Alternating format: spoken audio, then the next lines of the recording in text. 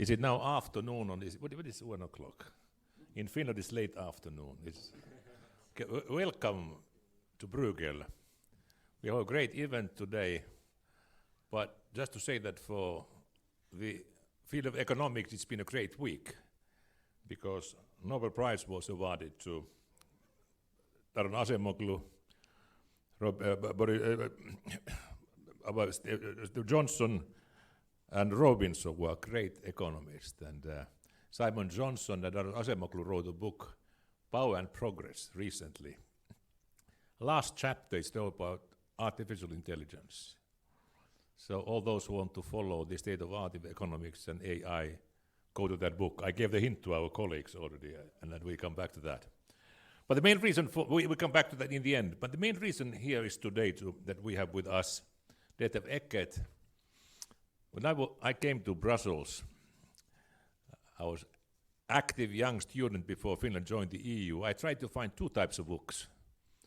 First, on the history books of different policies. You could follow how it was changed. Almost non-existent, except in law. Then I tried to find memoirs of the commissioners, so they would explain how daily the commission functioned. No book available. The best was Altiero Spinelli's speeches, but there was no story. I wrote these memoirs for myself, but then I was very happy to know that Detlev Eckert has written the history about European digital policies during the last 40 years. It's a tremendous work because you need to go through technical issues, economics and politics. And his book is handbook for all you and for the others for years to come. And I'm very happy that Detlev is with us here today, and we have also here with Mario Mariniello.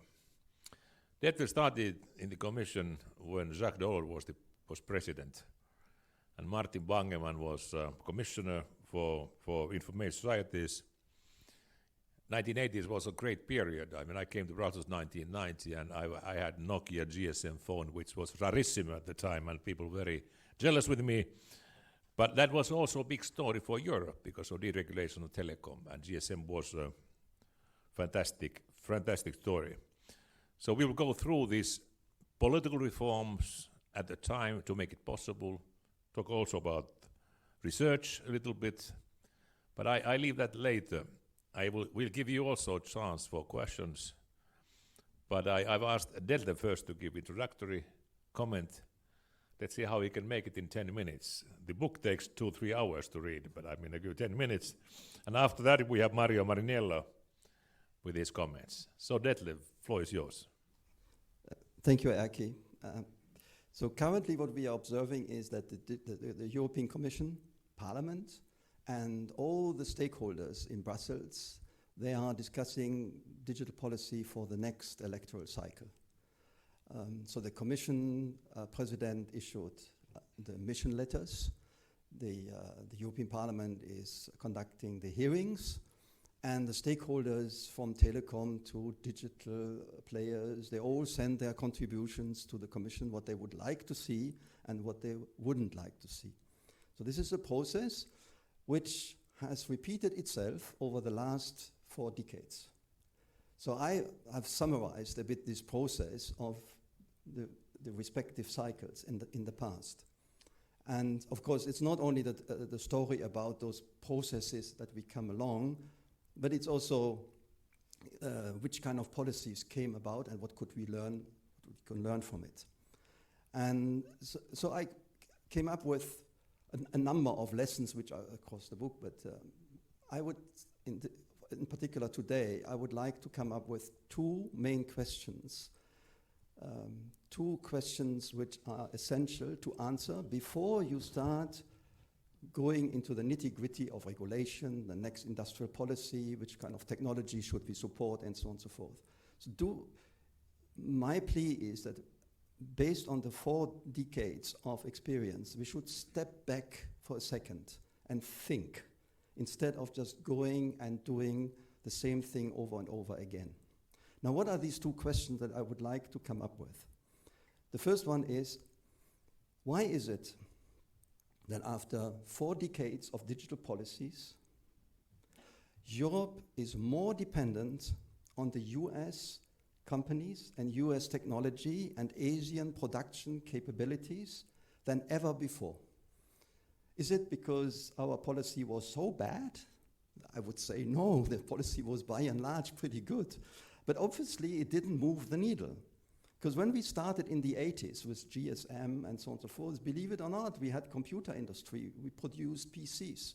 The first Esprit program had a target. So the target was, well, we have, out of 10 PCs produced, sold in Europe, 8 were imported. So we need to move the needle. We need to have more production for PC in Europe.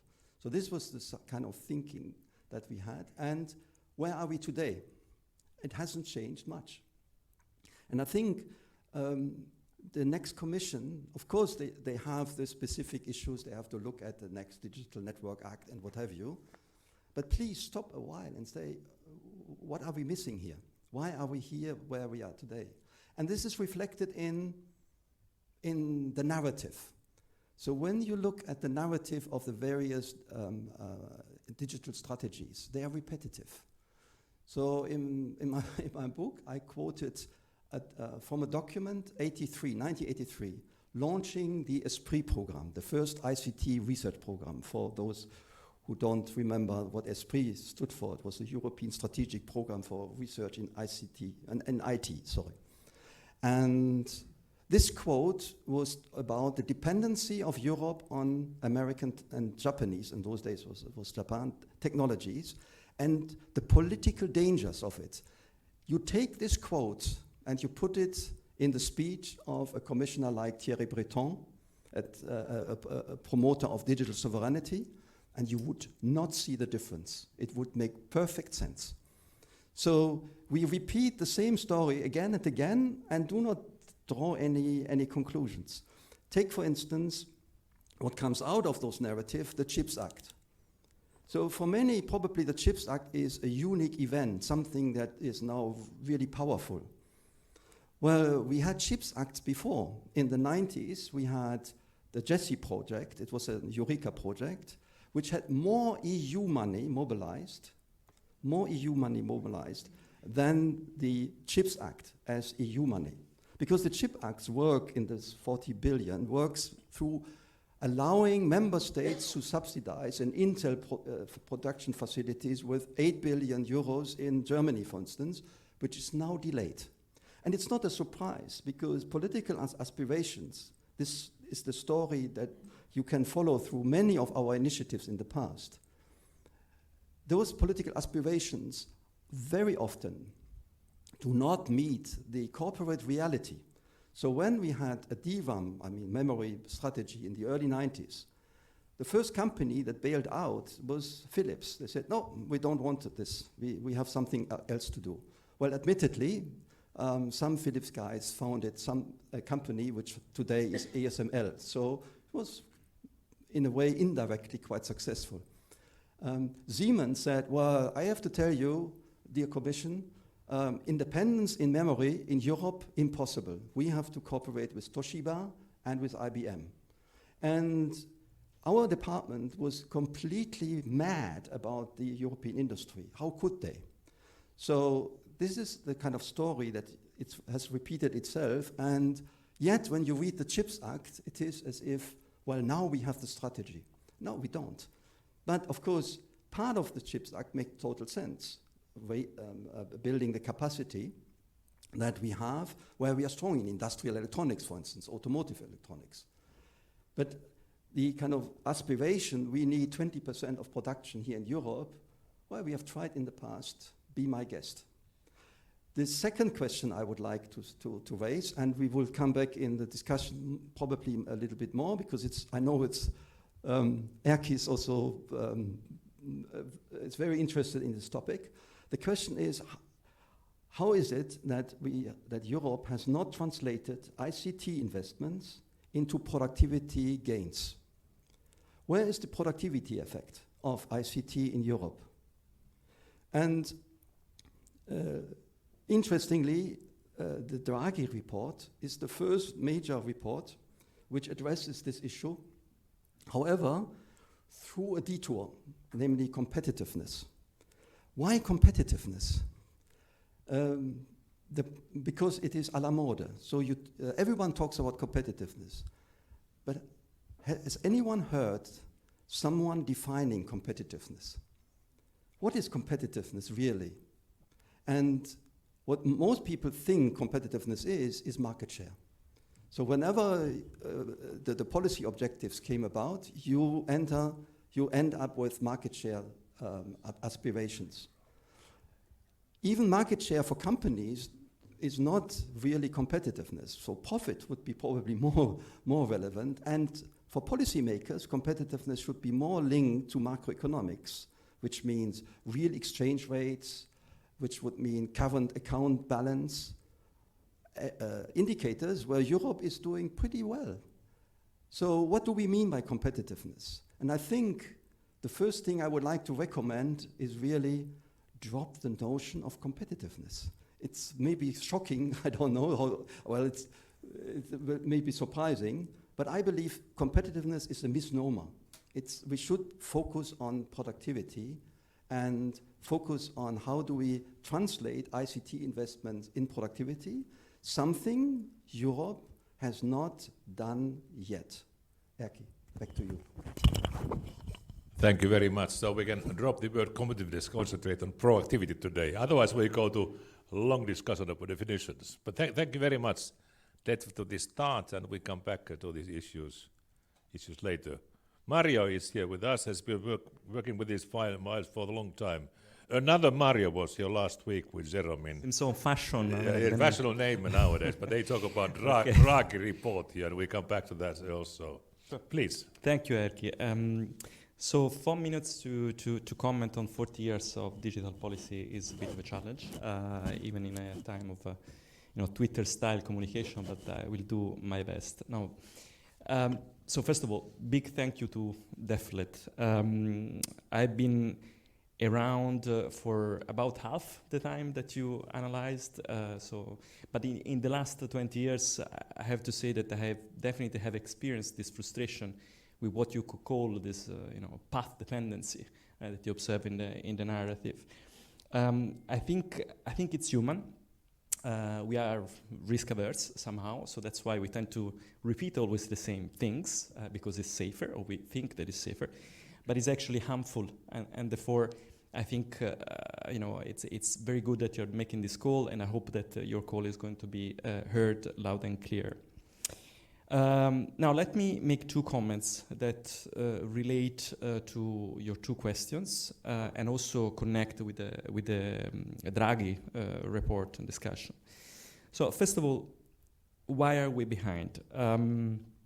Well, I think there are lots of nice insights, both in the Draghi report and in the Letta report, definitely. I have some reservations concerning, the insights on major policy and telecoms, but on that I think we will discuss later. But overall, I think they give really nice clues. I think, though, what they emphasize the most is, the major factor. The one that I would say, I could reply to your question, which is that we still lack a single market. Now, here I would like to extend a little bit what you call path dependency, not just to the European Union institutions, but also to industry and to member states. Because, when we mention a single market, now we had the feeling of say, oh no, yet again, the single market, we have been speaking about that for the last, millions of years. Yes, true, but we are locked in a kind of, self-fulfilling prophecy. Member states now tend to say we should go beyond the single market because the single market is not working, but because we never really experienced a single market. Because member states in particular, they have been very hesitant to give up their turf in order to build a single market. And that is really, a major factor that other economies have and we don't. I give you two simple examples. First, artificial intelligence. Have you ever heard a leader from especially big countries say we should lead on artificial intelligence? Yeah, of course, everybody. Artificial intelligence is on the mouth of everybody. But when it comes to do something to make cross-border sharing of data more easy, well, they have been very, very hesitant in the past, okay? So it's a bit contradictory, inconsistent if you want. If you want to succeed in artificial intelligence, you need also to have more data, and that's clear. A second obvious example is spectrum. It's very easy to shoot at the enforcement or merger policy. But the thing is that you cannot simply assume that we have a European telecom market. You cannot do that. I mean, like, you need to to build the conditions in order to have such a market. And for example, one major factor would be spectrum. But member states, again, they have been very reluctant to give up, their competence on spectrum to centralize. So, I mean, we haven't had that, and that I think we should definitely take on. Now, you mentioned something, you didn't really call it that way, but I mean, basically you're referring to the solo paradox.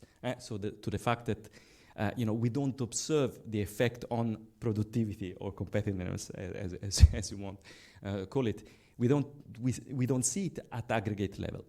Well, we don't see it because the major problem we have is with adoption. If you look at companies that are at the productivity frontier, actually they have measuring productivity improvements because of digitalization. But the fact is that we don't have widespread adoption of digital technologies in Europe, and that's why you don't see it in aggregate statistics. 80% of companies in Europe have a low or very low digitalization. Only 30% of small, medium enterprises do, use cloud computing. And that's surprising, since cloud computing is particularly, useful for companies that, cannot set up, a big system to do internal analysis of data. So, and it's also paradoxical, no? 7% of small companies do artificial intelligence. We need much more adoption.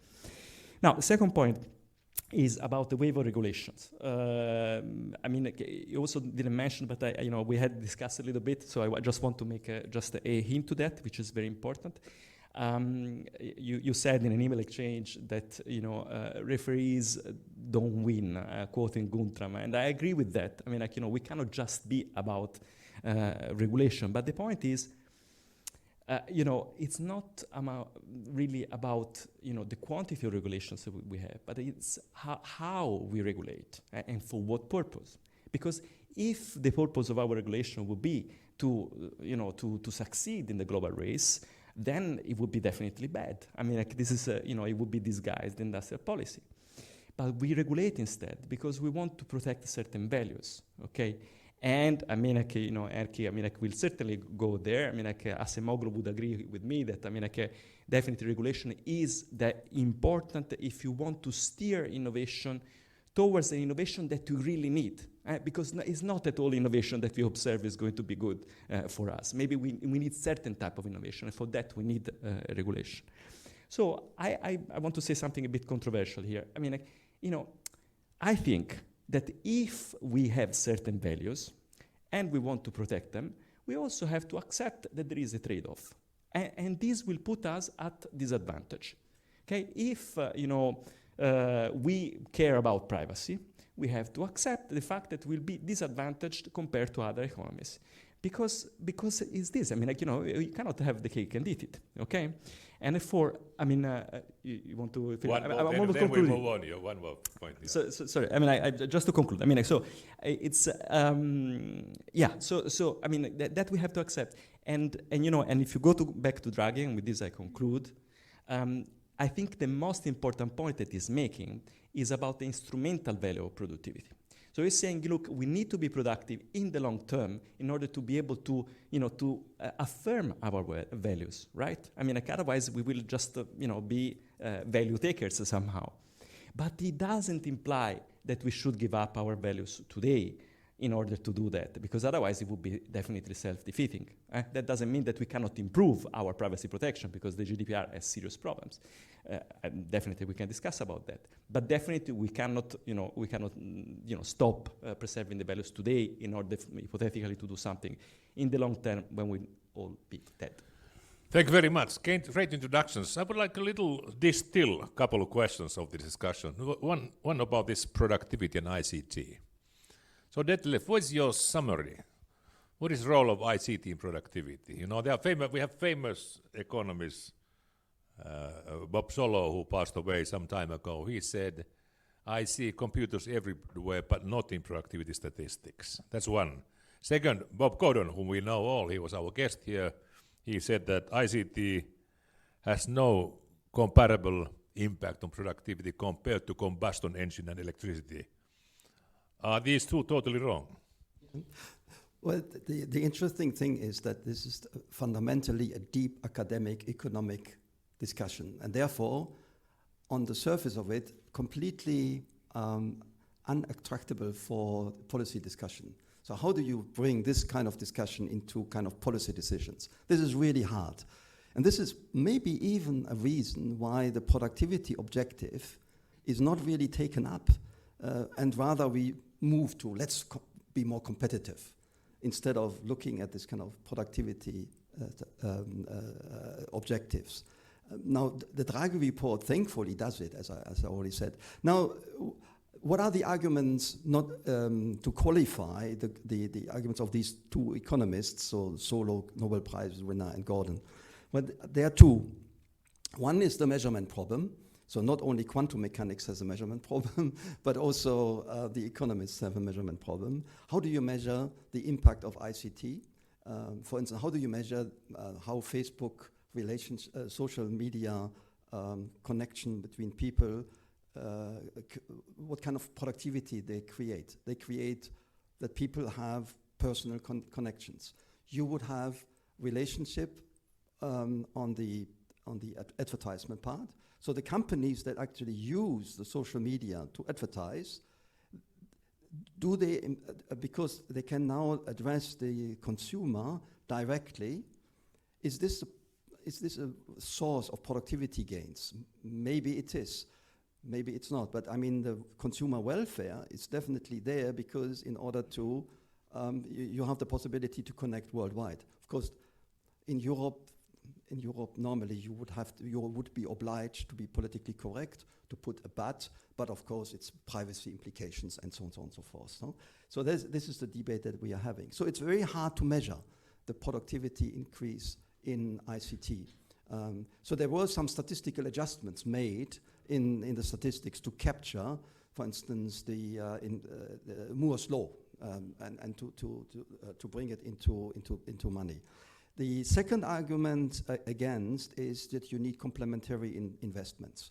And this is probably the much more interesting debate that we have, or that we have. And this is something which is also in the Draghi report, but not portrayed as complementary investments. So for the first industrial revolutions, the complementary investments were vocational training, engineers, roads, ships, and so on and so forth. This is what you needed. In IT, in the digital world, it's much more subtle. It's much more difficult to find out what complementary you need. And for Europe, this links into our skills and education system. Draghi report also mentioned this. And it's a very thorny issue because education is in the hands of the member states and they would like to have it there. And about the direction of reform, the views are, one is on planet Mars, the other one on Venus.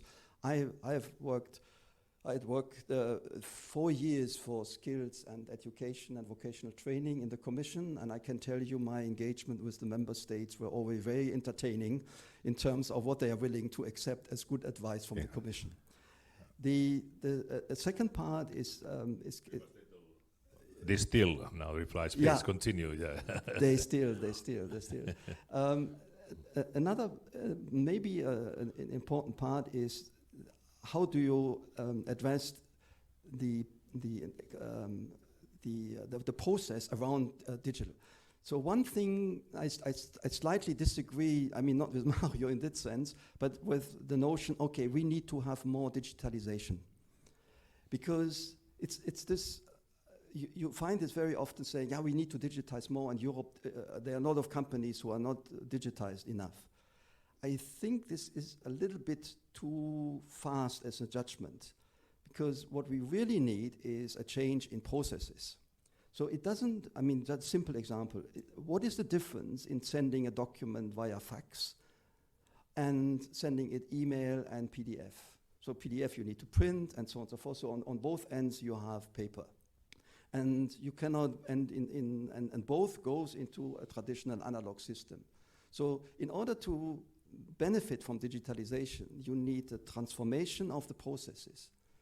And we should start with the process and then say, what can digitalization contribute to this? And so this is the second part where we need a change, not only in investments, complementary investments, but also in institutions and organizational thinking. How you run things, how you skills, they train people also. Yeah. Thank you. But then I just say how briefly Mario Draghi was able to write this question. Yeah. He just wrote in his report in one sentence that Europe largely missed out on digital revolution led by internet and property gains it brought, said Mario Draghi. Yeah. This gap explains the difference. Is he wrong? Well, no, he's not wrong. I was just explaining why he is right. Yeah. So we have not invested in the complementary the processes and institutions as we should have. And the last point, Mario mentioned it at the end, is the question of regulation. So what is the regulation that we need in order to capture the investments in digital investments? And these are some painful discussions. So you mentioned rightly trade-offs. So do we need trade-offs? So is our, let's say, conception about data protection and how it is now enshrined in the GDPR, is this fit for purpose for the future? Okay, we will have a review process, but you can already extend the review or predict how the review process will work. It needs the implementation, needs to be more harmonized and so on and so forth. Yeah. But do we ask the fundamental question, is for the data economy, is for the AI-driven economy, is our vision of privacy the right one? I'm not talking about the values of privacy. I'm talking about how we address this and how we solve the data, the trade-off. I think these three things, education and training and skills and process orientation, instead of just head-on jumping into digitalization, and a regulatory rethink about what does it mean for the future. The AI Act is another good example. Perhaps we come back there. We would need another story for that. Yeah, I've got this question about role of technology organization skills has been very much research for the last 20 years here. But then I take one question which is a little contradictory in reactions. That's about role of competition policy and telecom. When I read the report, especially this supplement, they cover also make comments to fragmented telecom markets and European networks, European wide operators. Fiona and Draghi says that due to fragmented market, we have had low investment in Europe. And Fiona Scott-Morton, fellow of the Bruegel, says that on competition, Draghi is mainly good, if not excellent. She continues, he's not entirely consistent, though telecommunications he criticizes remedies imposed upon attempts to consolidate the markets into large players. What do you say about telecom regulation in the end? We can start by Mario. Shall I take it? When I was there in the commission also, of course, the relevant market was also national often, and then you had to deregulate the monopolies. What is state of place today? You can start. No. I mean, I try to be brief on this, but so I tend to share Fiona's views. Indeed, I mean, the competition chapter makes a lot of sense. There are a lot of indications of making it more future-proof, meaning look more at potential issues. Put some sense in the possible subsidy policy, which is not as distortive as it could be, and so on and so forth. Now, on telecoms and merger policy, there is inconsistency because they talk about that in a separate chapter, and basically it looks like, if you look at the report, that you perceive something like major policy was actually hampering the developing of big European operators. And that's really not the case. That's not the way in which major policy operates. Major policy, it's a very, very simple exercise. You check whether, a certain merger will imply, for example, a harm to consumers with, an increase in prices.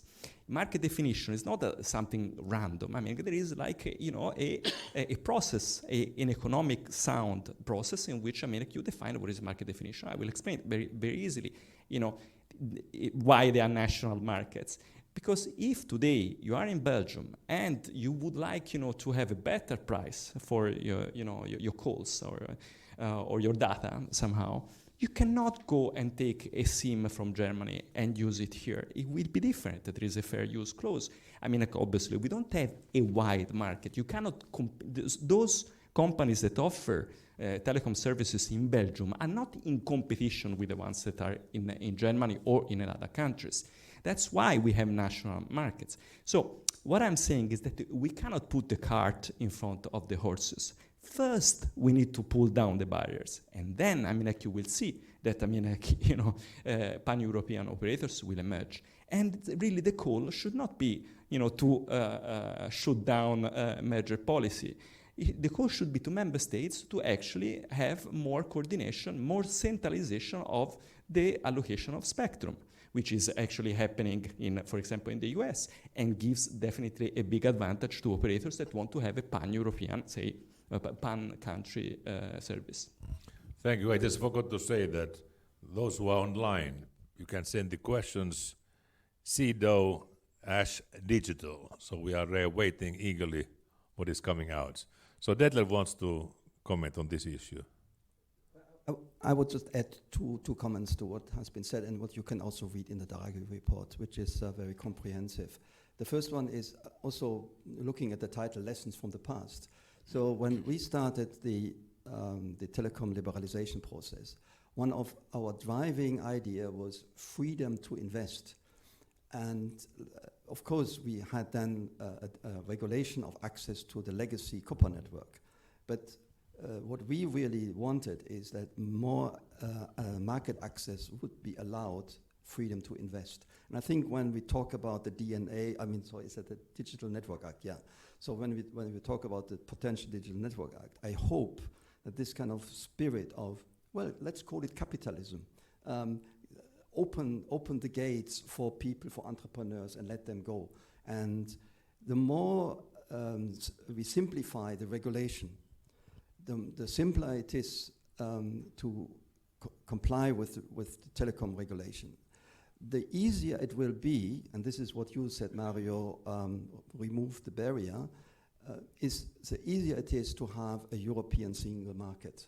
Because as long as you have very complicated rules, the national regulatory authorities will always say, oh, well, in my country it's different, in my country it's different. But as long as as far as you are simplified, and if you have more actors willing to merge and to invest in the same business across the EU, the more argument you have for a stronger BEREC, for common spectrum allocation and so on and so forth. The one issue is always to have European regulated versus national. In some areas we went for European. Let's say in pharmaceuticals, one reason where we had vaccination against COVID so early was there was European authorization for BioNTech Pfizer. So it was done. Second issue on chemicals. There's REACH reform with chemical agency.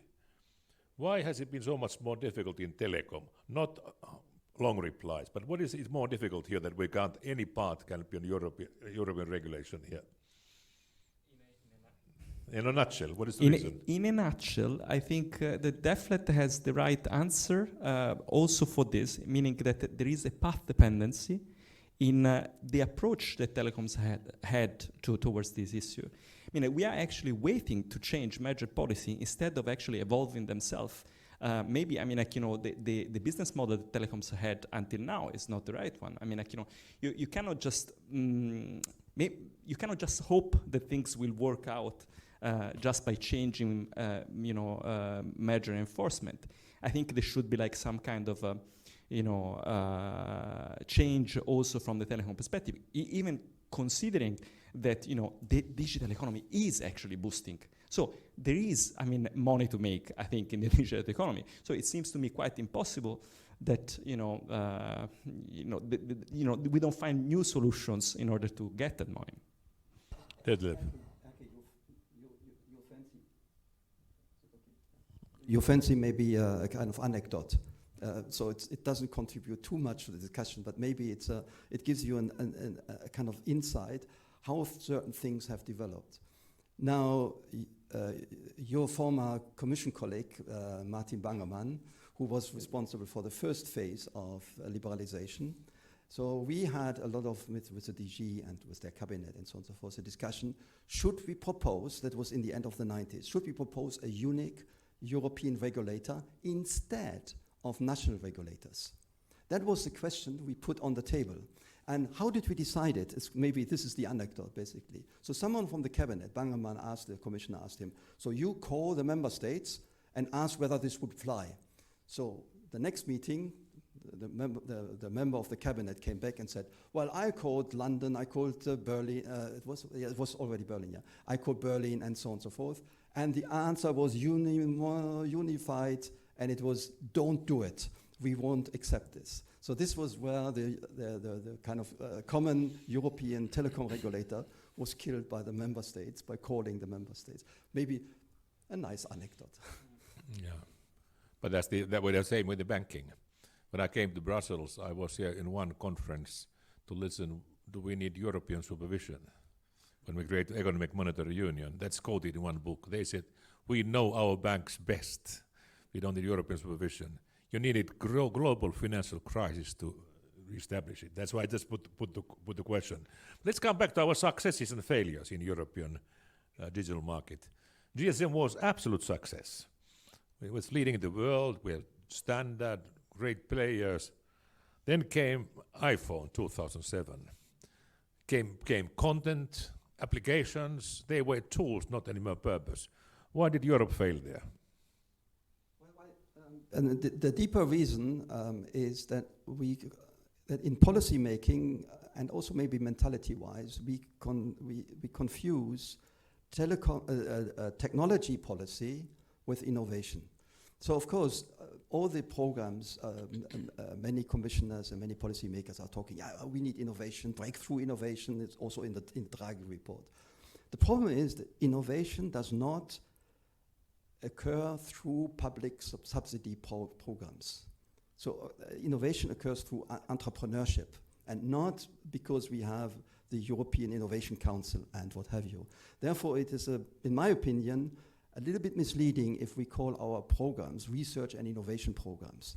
We should really stick to the technology notion.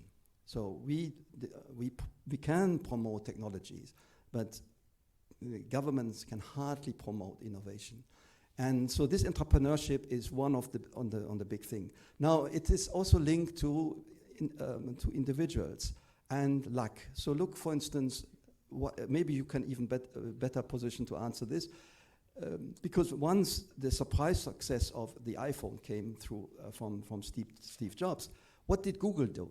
So Google acquired, I think, the patents or even the entire company, Motorola, for, I think, $18 billion US.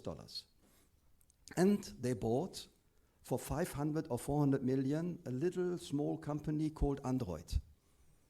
So the Motorola investment was completely lost, was a misinvestment. But of course, as everyone knows, Android became a big success for Google. Now, why has Nokia not done the same? Nokia could have invested in Android or in a similar system itself, but it didn't do it. So of course you have the problem of the innovator's dilemma and so on and so forth, so which play a role. But I think our biggest problem in Europe is that we always focus on technologies, which to some extent is okay. You need technology, but we don't stimulate entrepreneurship in that. But I also can say that was the problem and mistake of DG Information Society. Because when I was commissioner, I had been traveling around the world, and I saw that these applications and services are coming anywhere. And then why are they not in our research programs? There were many proposals. Evaluation board doesn't consider them to be very important. When iPhone was coming with applications, we were just investing in heavy technology. It was when I said, can we do anything? No, evaluation board is independent. Who are there? It's secret. Well, and also to our audience, I mean, has it much changed? I don't think so. When you look at the reports, it's the focus is we need future-proof, network secure, high speed, and so on and so forth. But the networks are not the bottlenecks. So the bottlenecks are the applications, is entrepreneurship, innovative ideas. This is our bottleneck. It's not the infrastructure. One small question, just coming to your book, because I show that I have read it all. It was this wonderful stories, Bangemann Group, which really, I said that this well-balanced composition, but there was no woman. How was it possible to have a balance without a single woman? Yeah, shame on us. It was not even a discussion point. We were not even aware that this could be a problem. Can you imagine that? So it was a high-level group, and it was really truly a high-level group because there were the top industrialists, plus a mayor and so on and so forth. In this group, they wrote a report, of course with our help, and this report went to the European Council and had really a lasting impact. So it actually removed the kind of the policy resistance to telecom liberalization. So there was you could really see the impact this report had. But our main concern was, okay, big member states, 2 representatives, smaller representative 1, how do we get the Japanese on board, how do we get the US on board? So this was the main discussion. Gender was not an issue. Yeah. Shame on us, Erkki. Yes. Yeah. No more comment. I came from a country where women were in power already then, so it was a big surprise. Okay, but I have some questions coming from audience. I take one or two of them, and you get the second one. I take one first from here to show that we read them. That is quite important. Based on the last 40 years, what are the 3 key lessons that should be at the top of new commissioner in charge of digital policy? There's 1 success and 2 failures. We must do more. What do you would reply? 3. Maybe I give 2, and Mario could maybe add 1. Okay. Yeah. Well, of course,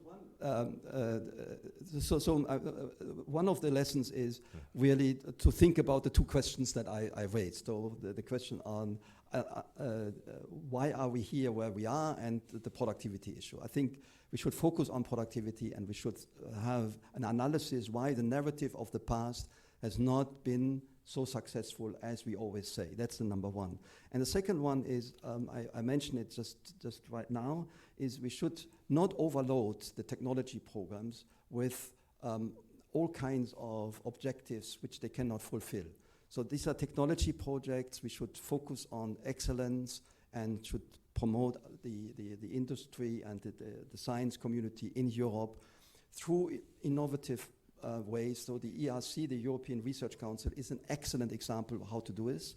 In my opinion, let me be provocative, the EIC, European Innovation Council, is an example how not to do this. Yeah. And I think that we could learn a lot from the DARPA process in the US, where you put faith in people and trust in excellent scientists and technology, and say, okay, here you have a budget of, I don't know, $100 million US dollars. This is your target. Bring in those people that you need, and you go for it. So instead, we have a process-oriented research program again and again. It will be hard to innovate this because people are afraid of the Court of Auditors and the rules and so on and so forth, and it must be all fair, and of course it must be sustainable and what have you. So we really need to cut through it and be more targeted. Maybe Mario, you have one more? You have one more. I have one more. I mean, I think what we should learn, we should learn from a mistake. I feel like we have been very reactive in the past, our kind of policies. I think we should actually be more setting the game more than taking the game.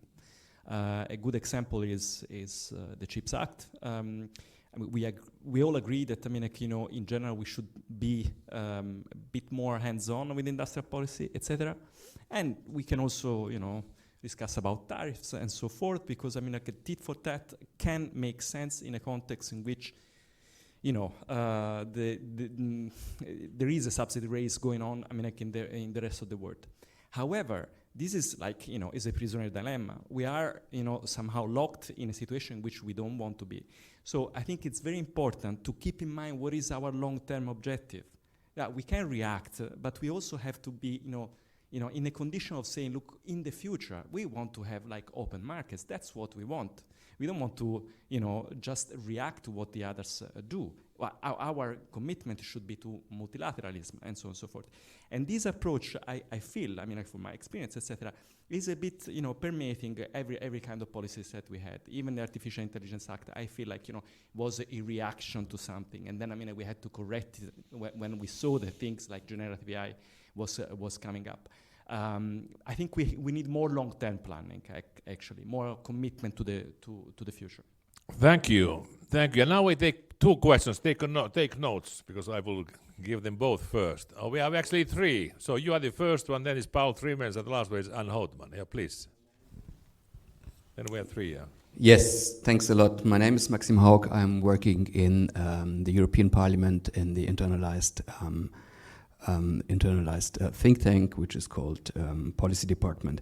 I was a little bit surprised hearing from the panel that apparently one of the biggest problems is seen that we are still lacking a single market, because I don't agree.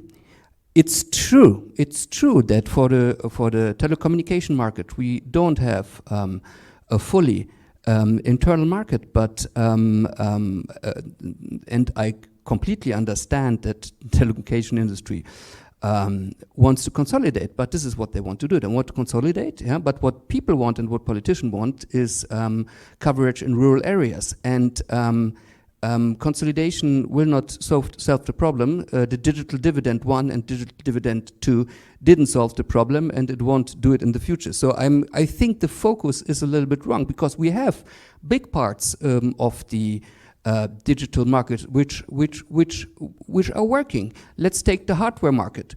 We have a fully hardware market. Yes, we have the electricity plug at the end, which don't work, but we have with the US 110 volt and here 220 volt, but it's working. We have other parts where we should be concerned. So our problem is not telecommunication. Our problem is, for instance, the cloud. Yeah, but why don't we have a cloud? And this is not about digital, it's about energy prices, because we can do whatever we want about the European cloud as long as energy in the United States, it's 3 times more expensive than in Europe. Cheaper. Yes, yeah. Then it will always be cheaper to push data transatlantic than keep it here. The same for AI. We have an energy problem. And we have a GDPR problem, because we will not be able to catch up on AI if training of AI costs a lot of energy, which is much cheaper in the US than here. And GDPR, as long as we do not find a solution to train AI models with European data, we will never catch up. So we need the energy market at the same time, energy market union, when you go forward, you get prices down. Paul Timmers, that's to say, Paul Timmers was in the cabinet where I was commissioned for this area. Before that, he wrote the first book on e-commerce, which I read. That was about more than 20 years ago. Which year did it come out?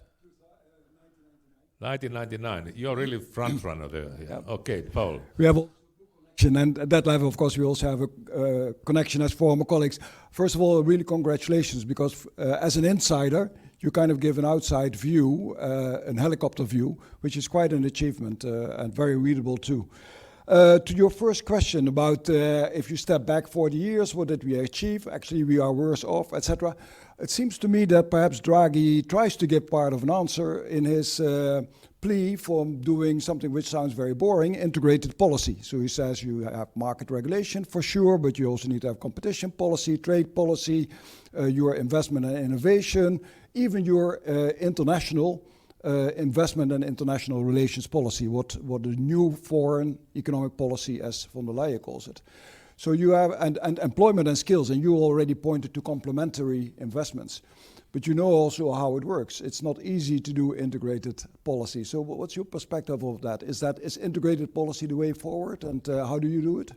And Houtman, there will be a heavy package of questions now from heavyweight people in the audience. Yeah. You said, okay, member states are resisting the internal market, but my question is, what about operators? I mean, aren't they also resisting because they have an interest to keep a national turf? I mean, I take the example, I'm active between Belgium and France. Orange offers subscription in Belgium and France. Why can't they offer me one subscription for France and Belgium? Because it's not in their interest. So how do we overcome this obstacle?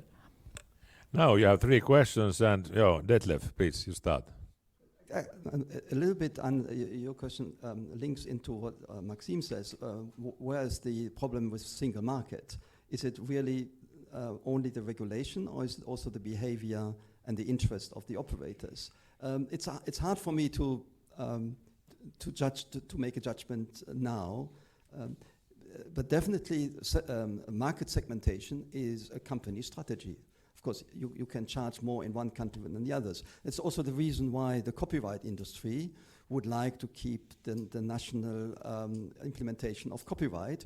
And despite all our attempts in the Commission to come up with proposals for a common copyright regime for Europe, it's a very, very difficult course. So I think the operators have certain interests. But I think in the end of the day,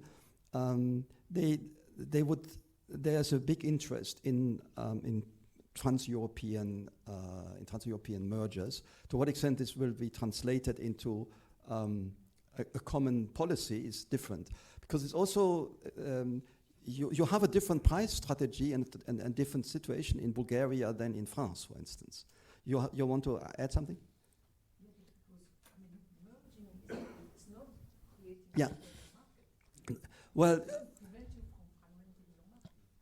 yes, but merger is, I mean, it's one of it's one, let's say, aspect of a big market. No? I mean, it's a result of it, but it's not the creation of it. If maybe we agree with this one. Maxime makes one point about the energy, which belongs to the complementary investments. So if we want in Europe to have an AI industry and cloud and so on and so forth, a complementary investment is not only is regulation in GDPR. What do we do with this? And in terms of energy, so it falls under this aspect of complementary investment. But it's not the only reason why the Americans are leading in AI. It's an interesting. It's also an interesting story how Europe contributes to the success of US companies. So the current success of Gen AI is linked to the transformer model. So the transformer model has been developed as a paper. It's a Google research paper. Attention is all you need. So if you haven't read it yet, please have a look. It's a kind of seminal paper. There are 8 authors. 7 of the authors are not US. And I think 6 of them are Europeans. And 2 are Germans. And the guy who had the idea of attention, is all you need, was a German guy.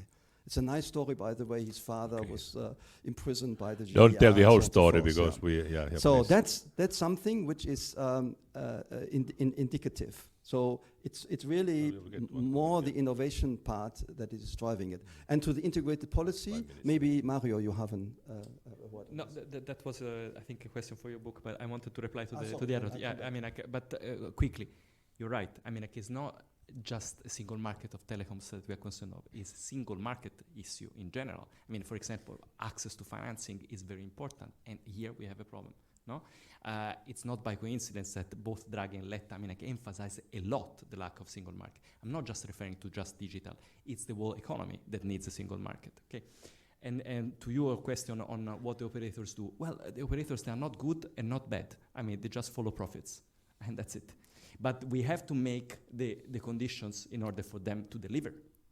And of course, we always have to remember that telecom services are an input to the digital economy.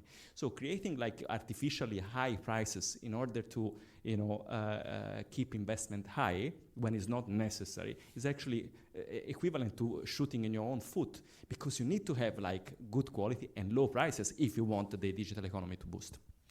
On this issue about the high prices and competition, when we went in 1999 to unbundle the local loop, which means that the copper wire from the telecom company to homes were open to competition. Operator was heavily against, and actually part of our staff, they said that then nobody invests. I said nobody invests if nobody has a broadband either. So you had to get the broadband first, but first in the long term, for investors, there must be sufficient return to make new investments. That is there. But I have a last question I put to you now because we are running out of time. Post question. I thought you answered all of them, Post question, no, I can briefly answer it. Yes, we need more integration of the policies because in order to solve the trade-offs between the different aspects. Yeah. And we tried in the past to integrate research policy and technology policy with regulation. This never worked. And it probably will never work. But it's an interesting message to the audience. Should we integrate research and technology policy with regulation? We tried, it didn't work. So maybe you think about it could work. But definitely on terms of regulation, we need to adjust the regulation to each other in order to solve the many trade-offs that we have between those. As a policymaker, research must be available, but policy decisions are separate.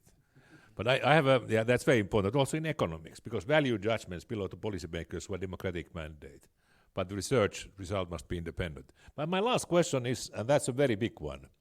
When I've read carefully now Letta report, I've read carefully Mario Draghi's report. I read also the report of Wim Kok on Lisbon summit and its success.